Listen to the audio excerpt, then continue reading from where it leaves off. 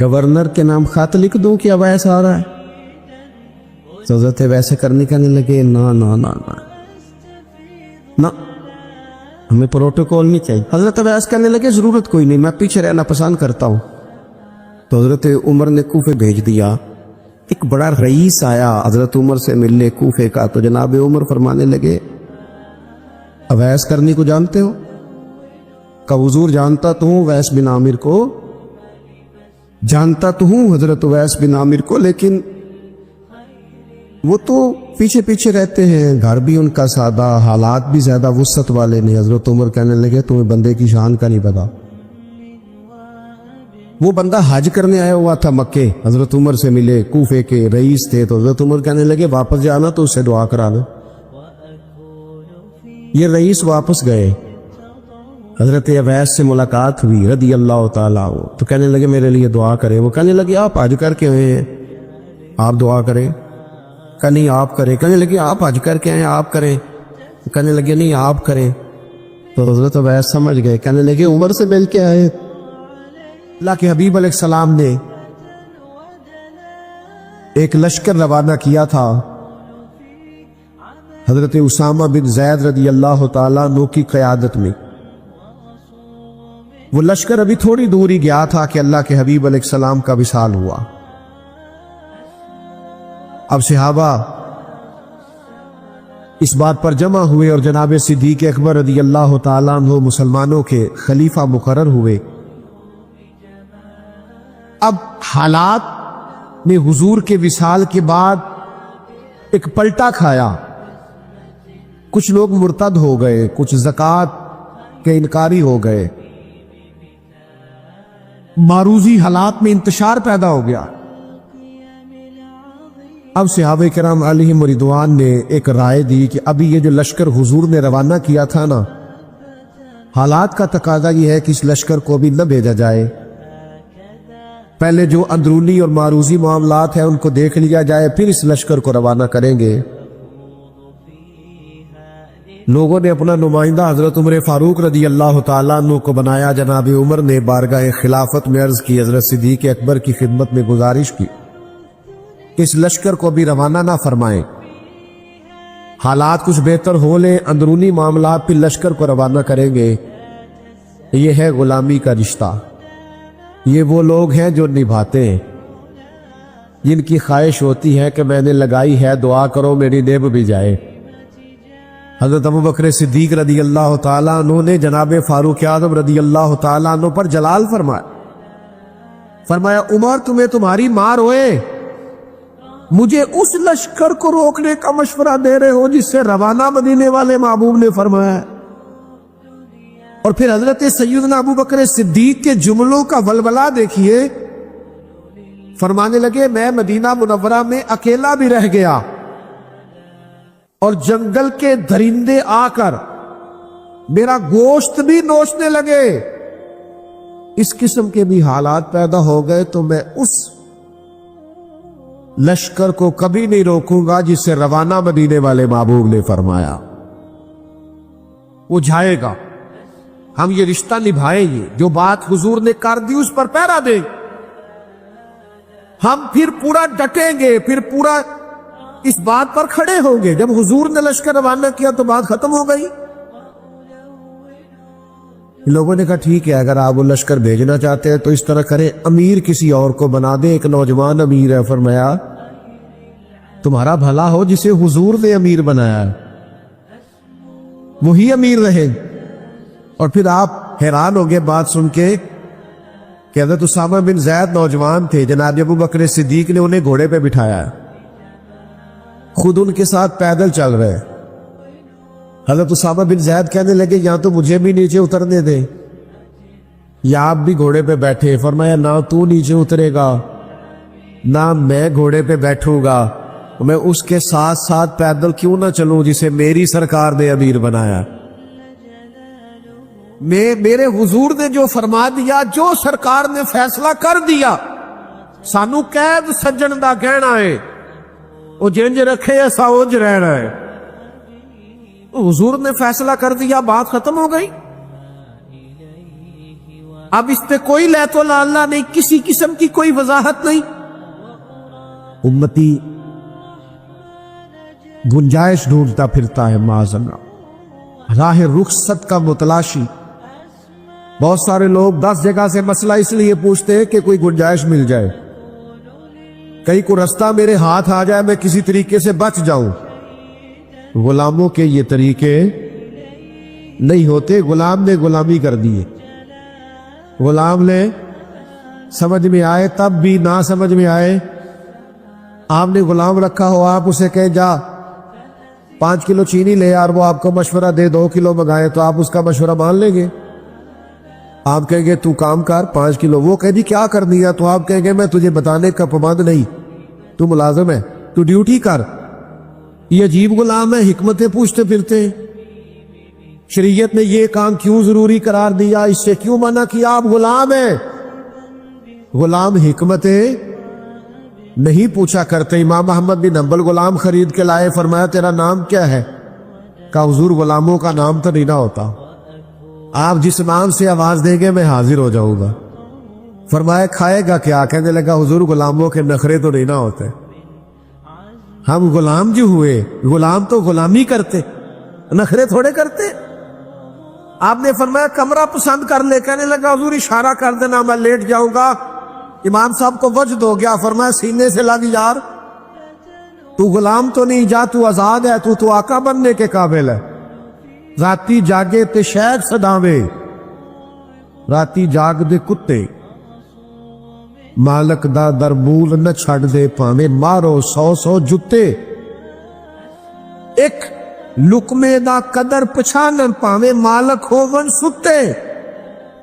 رکھا سکھا کھا, رکھا سکھا کھا, دنے جا رکھاں وچ ستے, تیتھوں اتے. اٹھ گلیا چل یار منا لے, نہیں تے بازی لے گئے نہیں کتے. آ جا, ورنہ غلامی کا انداز وہ دیکھے کہاں پہنچ گئے. میرے عزیز چیزوں کو سمجھے, غلامی کو نبھائیں. حضرت ابو بکر صدیق حضرت اسامہ بن زید سے کہنے لگے چونکہ امیر لشکر آپ ہیں, اگر آپ پسند فرمائیں, مناسب سمجھے, اجازت دے, حضرت عمر کو میرے پاس نہیں چھوڑ جاتے, میں نے ضروری مشورے کر دے. لیکن امیر آپ جیسے دوستو غلامی کا رشتہ نبھائیے, غلامی کا تعلق نبھائیے. او یارو, جس قوم کو عمر گزر گئی ہے ہمیں یہ کہتے کہ نماز پڑھا کرو, داڑیاں رکھ لو, خواتین کو پردہ کراؤ, جو بنیادی باتوں پر ہی عمل نہیں کرتے, میں انہیں آگے کا سبق کیا پڑھاؤں؟ اگر ہمیں سوتوں کو جگانا پڑے تو بات سمجھ میں آتی ہے, لیکن اگر جاگتوں کو جگانا پڑے تو یہ کتنا تکلیف دہ معاملہ ہے. آپ اس پہلو پر ضرور غور فرمائیے کہ رشتہ غلامی نبھانا ہے. ہم نے کلمہ پڑھ کے اپنے محبوب سے غلامی کا عہد کیا ہے, ہمیں اس رشتہ غلامی کو مضبوط بھی کرنا ہے, نبھانا بھی, آگے بھی لے کے جانا ہے. اور اگر ہم اس رشتے کی حساسیت کو نہیں سمجھیں گے, اس پر غور نہیں کریں گے, اپنی ترجیحات یہ نہیں منائیں گے کہ ہمیں یہ رشتہ نبھانا ہے. ایک غلام تھا, اس کے آقا نے اس پر بڑا ظلم کیا, اس کی ناک کاٹ ڈالی. مسند امام احمد بن حنبل میں موجود ہے. وہ دروازے رسول پہ آیا, رو کے عرض کی حضور میرے ساتھ یہ ہوا ہے. حضور نے فرمایا جا تو آج سے آزاد ہے. اس نے عرض کی حضور میں آزاد تو ہو گیا ہوں, پر یہ معذوری بھی ہو گئی ہے, میرے خرچ کون اٹھائے گا, میری ضروریات کا کون خیال رکھے؟ تو نبی پاک علیہ السلام نے فرمایا اللہ اور اس کا رسول تیرے وارث بنے گا. پھر نہ حضور نے صحابہ کو تاکید کر دی, فرمایا اس کا خیال رکھنا, یہ پریشان نہ ہو. وہ حضرت صدیق اکبر کے دور میں آیا, آگے کہنے لگا آپ کو پتہ ہے نبی پاک نے میرے بارے میں کیا نصیحت فرمائی؟ جناب صدیق فرمانے لگے تو غم نہ کر, وعدہ حضور نے کیا ہے ہم نبھائیں گے. تیرے تمام اخراجات, تیرے سارے معاملات, تیری تمام ضروریات کا خیال رکھا جائے. ہم غلام ہیں, ہم غلامی کریں گے, ہم اس رشتے کے تسلسل کو برقرار رکھیں. تجھے کوئی تکلیف نہیں آئے گی, ہم غلام ہیں نا. उस रिश्ते को निभाएंगे। हजरत सिद्दीक अकबर का विसाल हुआ तो वो सैयदना उमर की खिदमत में आया और उसने आन करके अर्ज की, हुजूर मेरे बारे में क्या ख्याल है? तो जनाब उमर फरमाने लगे, ख्याल वही है कि हुजूर ने तेरे साथ वादा किया था, तो जब तक उमर की जान में जान है तेरी हर जरूरत का ख्याल रखा जाए। हम नबी पाक के गुलाम हैं, हम इस रिश्ते की हसासियत को, नजाकत को, दर्द को समझते, हम इस पर पूरी तवज्जो देंगे, हम इस गुलामी को निभाएंगे। एक गुलाम है, वो नाक कटी हुई है, उसने हजरत उमर से कहा मेरा मिस्र में रहने को दिल करता है। फरमाया जहां तेरा दिल करेगा वहां रिहाइश मिल जाएगी। हमने वो अहद और पैमान निभाना है जो करीम ने फरमाया। हजरत उमर ने मिस्र के गवर्नर को लिखा, इसके लिए घर भी तामीर कर दो, इसकी जरूरियात का भी ख्याल रखो, इसे कोई तकलीफ नहीं आनी चाहिए, क्योंकि वादा मदीने वाले महबूब ने फरमाया।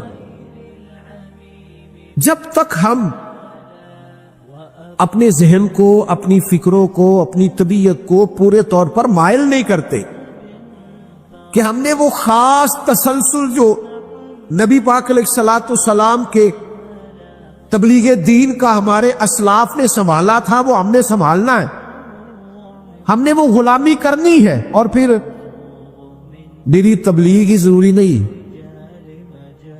आप दीन पर डट के अमल भी करें ना, तो इससे भी रिश्ता गुलामी मजबूत होता है। इमाम जाफर सादक रदी अल्लाह ताला अन्हु से एक शख्स ने पूछा था, मैं दीन की तबलीग करना चाहता हूं तो क्या करूं? तो आपने फरमाया कोई मुश्किल काम नहीं, तो दीन पे अमल करना शुरू कर दे, दीन की तबलीग होनी शुरू हो जाएगी। अमल करें आप दीन पर, सुन्नत पर, शरीयत पर, अहकामात नबवी सल्लल्लाहु ताला अलैहि वसल्लम पर अमल करें।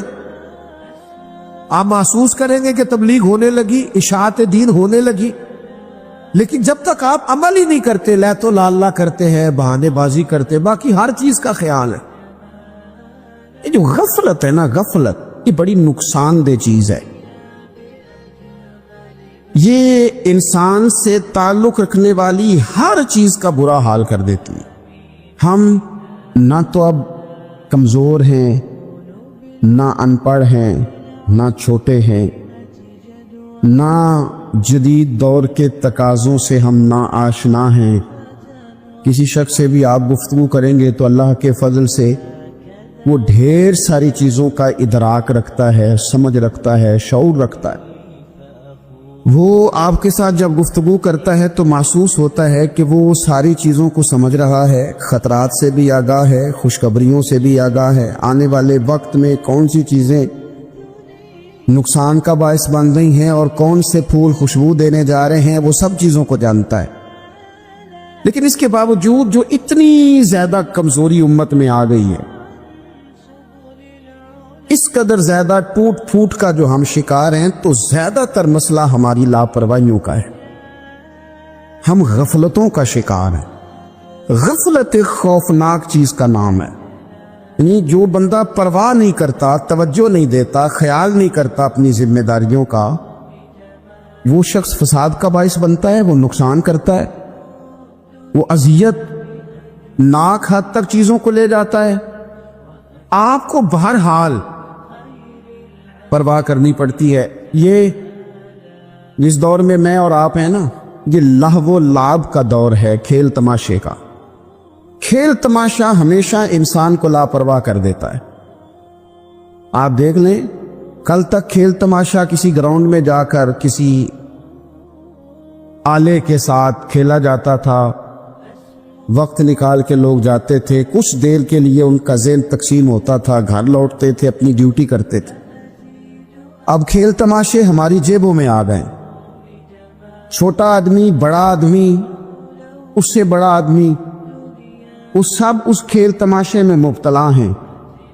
और वो मजाक की कैफियत इतनी दूर चली गई है, मैं बड़ी माजरत के साथ ये बात अर्ज करने लगा हूं कि बाज़ोकात बड़े भी उस चीज का शिकार होकर इस तरह की बात करते हैं कि छोटे इधर उधर देख रहे होते हैं कि क्या इसको ये बात करनी चाहिए थी।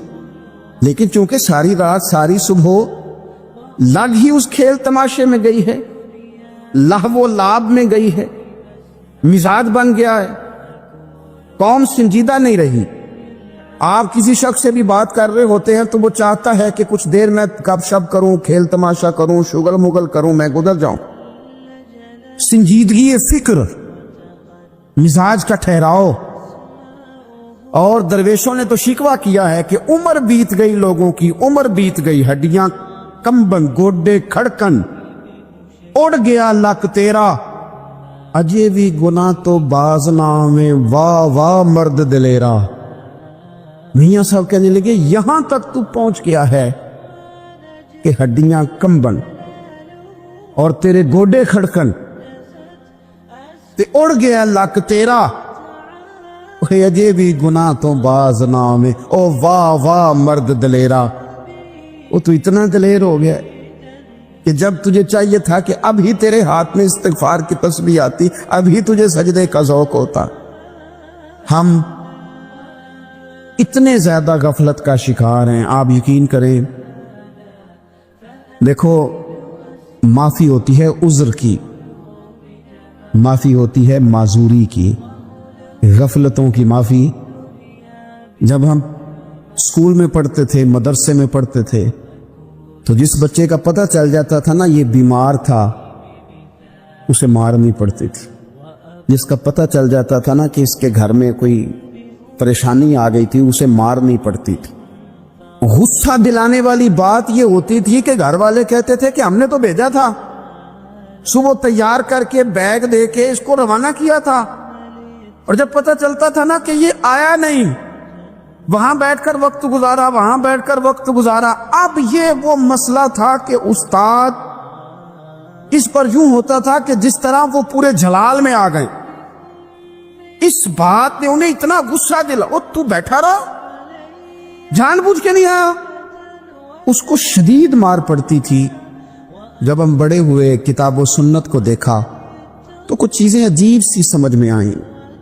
सियासता में हदीस मौजूद है कि सहाबा किराम अलैहिम रिदवान फरमाते हैं कि एक जंग का मौका था, तो वो रास्ते बड़े सख्त थे, दुश्वार गुजार घाटियां थीं, बड़ी मुश्किल से हमने वो राहें तय की। हमें लगा कि इस जिहाद पर हमें बहुत अजर मिलेगा, और फिर हमारे दिलों में ये भी ख्याल आता था कि फलां फलां फलां फलां तो सहाबी आए नहीं, वो तो घर में रहे। अल्लाह के महबूब सल्लल्लाहु ताला अलैहि वसल्लम ने हमारे इन ख्यालात को भांपा और करीम फरमाने लगे, तुम्हें इस जिहाद पर बड़ा अजर मिलेगा, लेकिन याद रखना तुम्हारे कुछ भाई हैं जो घरों में बैठे हैं। मजबूरियों ने, आजमाइशों ने, परेशानियों ने, उज़र ने उन्हें आने नहीं दिया।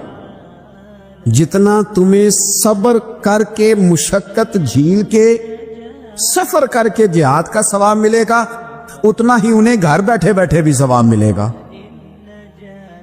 आए नहीं, ये किस बंदे का मामला है जो उज़्र वाला है। और अगर किसी के इज्तिहाद में गफलत हो गई, हजरत काब बिन मालिक रदी अल्लाह ताला, ये भी सही बुखारी में, कल चला जाऊंगा, हुजूर तो जिहाद पे चले गए लेकिन इज्तिहाद में गफलत हो गई, कल चला जाऊंगा, परसों जाऊंगा, तरसों, फरमाते मैं जा ही नहीं सका, हुजूर वापस आ गए। जिन मुनाफिकों ने झूठ बोले जाके कि ये मसला हो गया था, ये मसला हो गया था, उनको तो मिल गई माफी, लेकिन मैं चूंकि मुखलिसीन में से था खुदा के फजल से, और हो गई थी गफलत, 50 दिन नबी करीम मुझसे नाराज रहे। 50 दिन अल्लाह के लिए कि तू रब के रास्ते में जिहाद करने नहीं आया। 50 दिन हुजूर नाराज रहे। फरमाते थे मदीने की गलियां मेरी थीं, सब मेरे अपने थे, पर करीम जो नाराज थे तो कोई फिर सलाम भी नहीं लेता था। मुझे यूं लगता था कि मुझे देखकर हवाएं और फिजाएं भी रास्ते बदल जाती हैं। 50 दिन मैं मस्जिद में आता था, जब मैं चेहरा इधर करता तो हुजूर मुझे देखते, और जब मैं हुजूर को देखता तो